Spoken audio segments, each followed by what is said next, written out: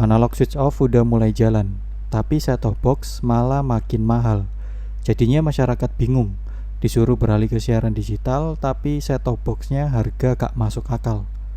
Dulu modal 150-180 udah dapat set-top box yang kualitas bagus, tapi sekarang harga meroket jadi 280-400 ribu.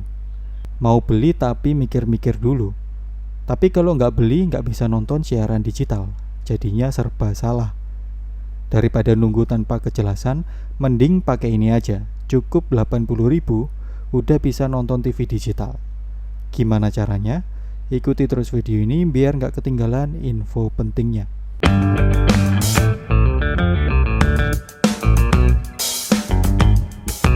Permintaan masyarakat yang naik, tapi stok barang tidak mencukupi, menjadi alasan produsen dan distributor untuk menaikkan harga demi menghindari kelangkaan barang.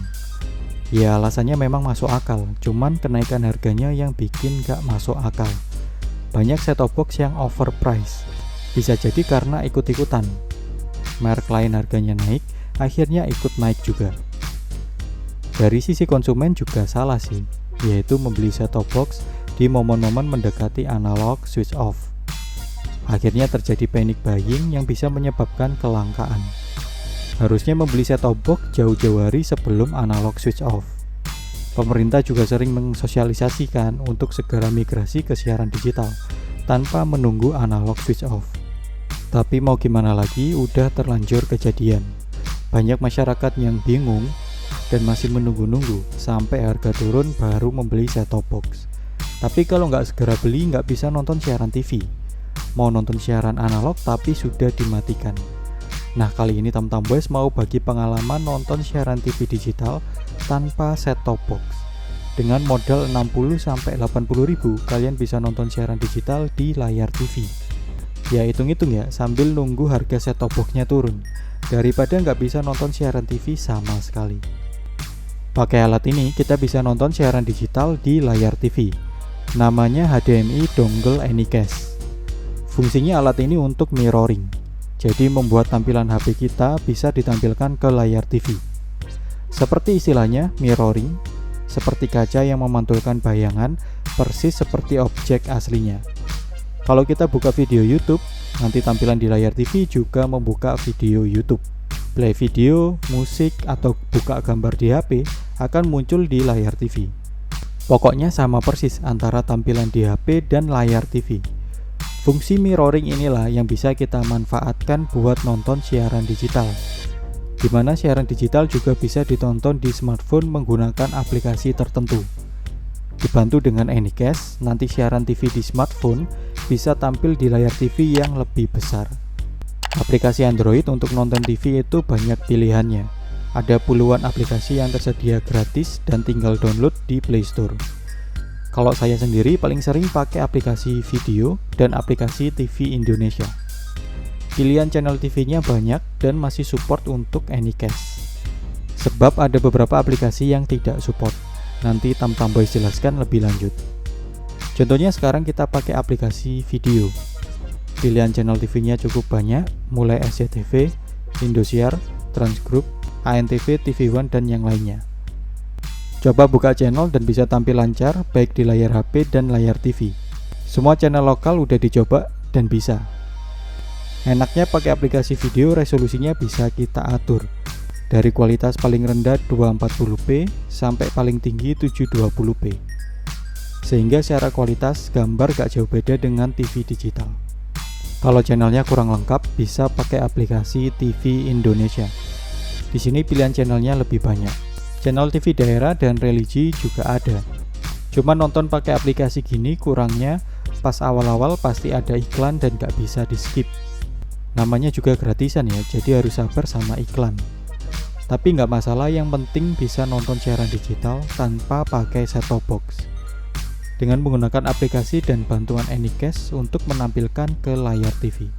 Untuk bisa nonton di aplikasi butuh koneksi internet, entah itu paket data atau hotspot wifi. Sebab nontonnya ini lewat jalur streaming. Selama saya pakai nonton di aplikasi video dengan resolusi 720p, membutuhkan 41,5 MB untuk 5 menit. Ya bisa dikira-kira kalau dipakai untuk 1 jam butuh sekitar 498 sampai 500 MB. Kalau 2 jam udah 1 GB. Saat pakai WiFi ternyata hasilnya hampir sama, sekitar 50 MB per 5 menit.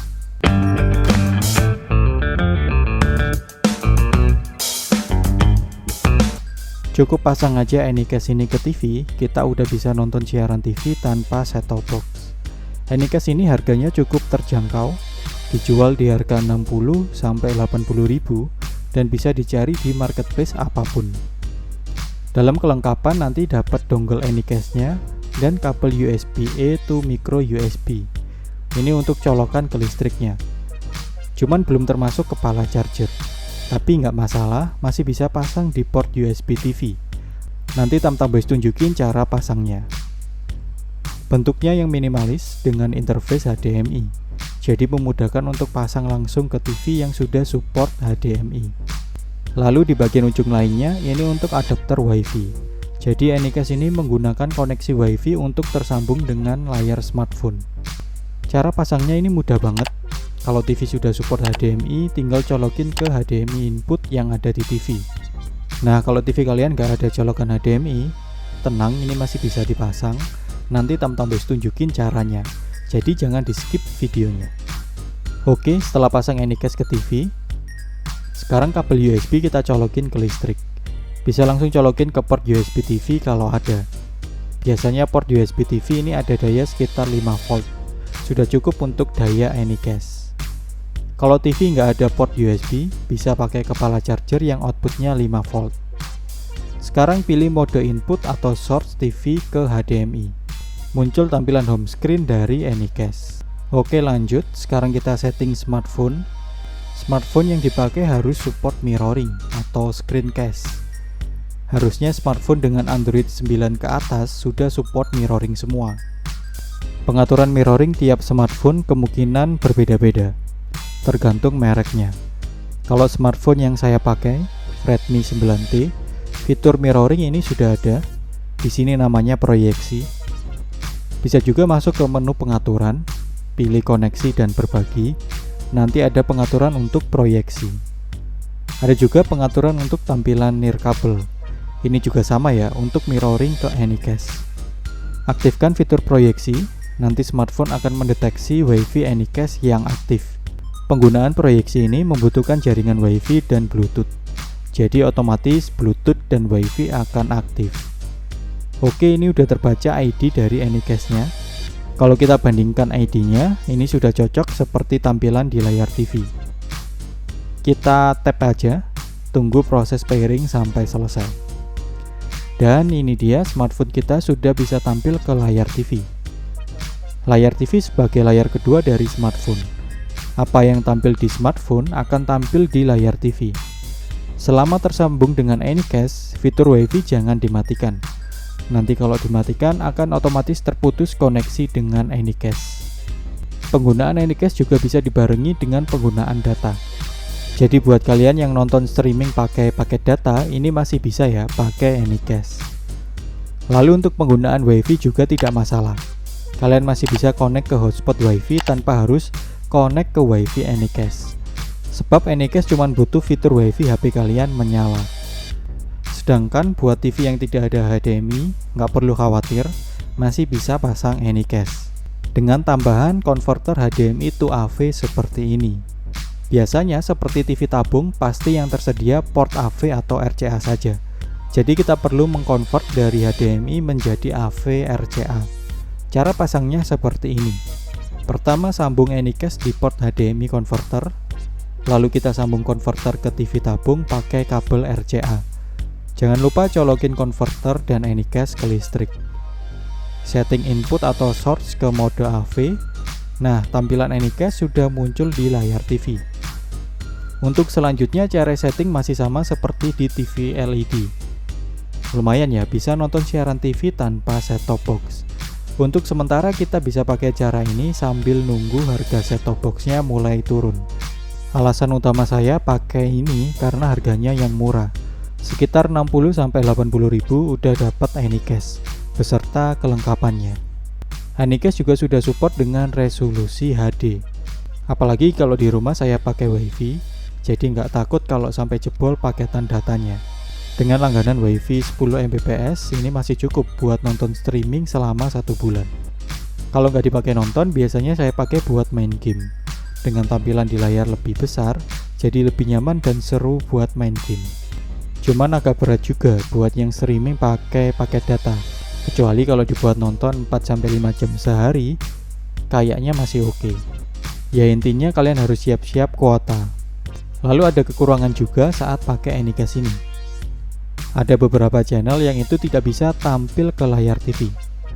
Contohnya 3 channel dari MNC Group, seperti RCTI, Global TV, MNC TV. Tampilan yang muncul di layar TV blank, tidak muncul gambar sama sekali, cuman suara saja. Sedangkan tampilan di smartphone-nya normal. Ini memang proteksi dari pihak MNC Group yang memang sangat ketat, biar kita tidak bisa mengakses konten mereka di layar eksternal. Dan akhirnya kita harus memakai aplikasi dari MNC Group sendiri, seperti RCTI Plus atau Vision Plus. Masalahnya kedua aplikasi ini tidak support dengan Anycast. Hasilnya sama ya, gambarnya gak muncul, cuman suara saja. Kedua aplikasi ini cuman support dengan Chromecast. Ketahuan dari logo di pojok kanan atas sini, ini logo untuk screencast ke perangkat Chromecast. Sedangkan alat Chromecast sendiri harganya lumayan mahal, mulai 200 sampai 500 ribu. Ya sama saja dengan harga set-top box sekarang yang lagi naik. Terus untuk konten premium yang berlangganan ini nggak bisa juga tampil di layar TV. Contoh konten premium di video seperti Piala Dunia, Liga Inggris, konten film dan yang lainnya. Ciri-cirinya di sini ada logo mahkota. Tampilan di layar TV-nya blank, cuman muncul suara saja. Tapi di smartphone normal. Jadi untuk konten yang gratis saja seperti channel TV lokal yang bisa muncul di layar Anycast.